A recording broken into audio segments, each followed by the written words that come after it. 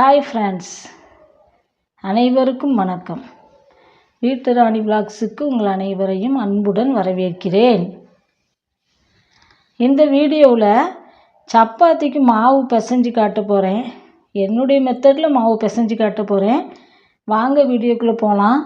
அதுக்கு முன்னால் வீட்டு ராணி விலாக்ஸுக்கு சப்ஸ்கிரைப் பண்ணிடுங்க. இப்போ நான் ஒரு பவுல் வச்சுருக்கேன். 1 டம்ளர் மாவு எடுத்திருக்கேன், கோதுமை மாவு. இப்போ இந்த மாவு உள்ளே தட்டிட்டு இப்போ இதில் நான் கொஞ்சமாக சால்ட்டு போட்டுக்கிடுதேன். சரி, இப்போ நான் சால்ட்டு போட்டேன். எல்லா உப்பையும் இந்த மாவையும் சேர்த்து நல்லா பரட்டிக்கிடணும். சரி, இப்போ நான் கொஞ்சம் இதில் ஒரே ஒரு டீஸ்பூன் ஆயில் ஊற்ற போகிறேன். இப்போ நான் சூடு பண்ணலை, ஆனால் சூடு பண்ண ஆயில் ஊற்றலாம். நான் சூடு பண்ணாத ஆயில் தான் ஊற்றுறேன்.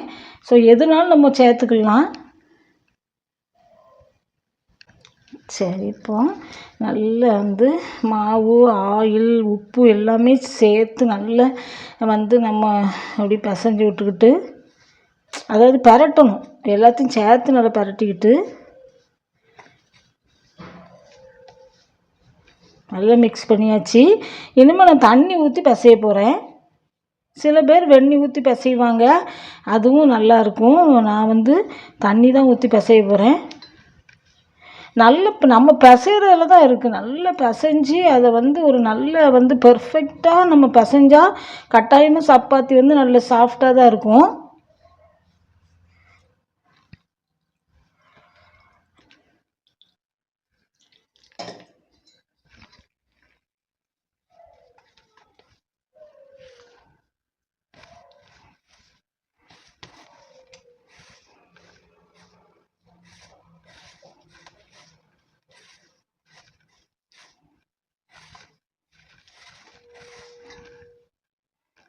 தண்ணி காணல, இன்னும் கொஞ்சம் தண்ணி ஊற்ற போகிறேன்.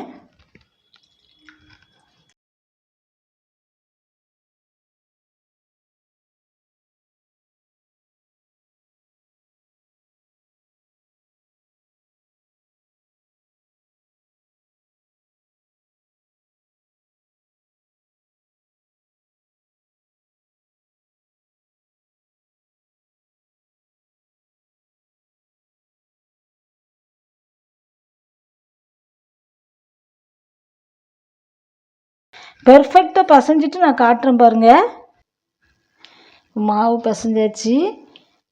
சப்பாத்திக்கு மாவு நீட்டாக பிசைஞ்சாச்சு பாருங்கள். நான் வெந்நீர் ஊற்றலை, பச்சை தண்ணி ஊற்றி தான் நான் பிசைஞ்சேன். அருமையாக வந்திருக்கு.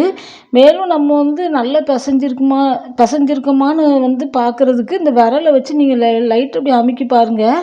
அழகாக உள்ளே போகுது. ரொம்ப அழுத்த வேண்டாம்.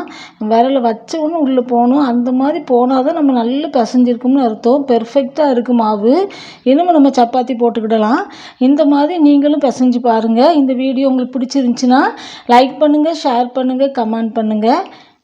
மறக்காமல் சப்ஸ்கிரைப் பண்ணிடுங்க. தேங்க்யூ.